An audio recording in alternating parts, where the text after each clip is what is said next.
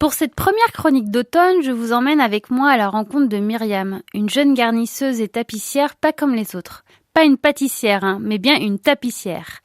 Myriam travaille dans le secteur du développement commercial pour la ville de Bruxelles quand elle décide de revenir à ses premiers amours, l'art, la créativité et la culture. Elle reprend alors des études en parallèle de son job. Elle s'inscrit donc à des cours d'histoire de l'art pour mieux approfondir le sujet et peut-être trouver sa voie artistique. Au même moment, Myriam et son compagnon décident de changer d'appartement et c'est pendant son déménagement qu'elle repère des meubles anciens qui vont lui donner l'idée de leur offrir une nouvelle vie. Le premier est un vieux fauteuil cher à son cœur qu'elle décide de relooker avec un tissu plus peps et à la mode. Elle y prend goût et commence chez elle à relooker d'autres meubles. Elle poste ses créations sur Facebook, ses amis tombent sous le charme. Ils commencent à lui passer commande, à lui demander de restaurer de vieilles chaises, des canapés, etc., etc.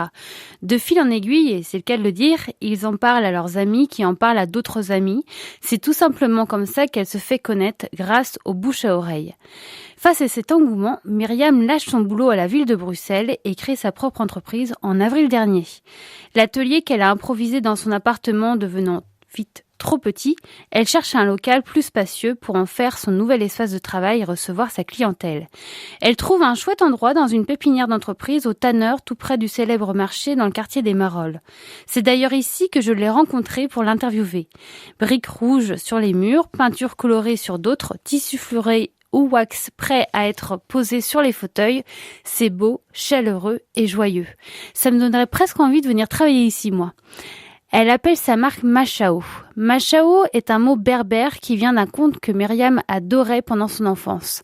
Machao veut dire que mon histoire soit contée comme une ceinture très bien tissée.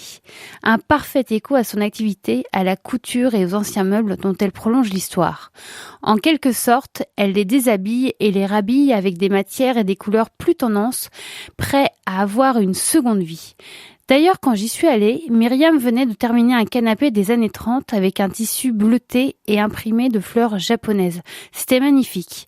Aussi, et si ça vous dit, vous pouvez venir vous-même redonner une seconde vie à votre propre meuble. Myriam se fournit dans les magasins bruxellois spécialisés dans le wax ou chez Thévenon, une maison familiale française. Elle fait aussi appel à des boutiques spécialisées dans les teintures naturelles. Les couleurs qu'elle choisit attirent l'œil et cela met un peu de gaieté dans les intérieurs.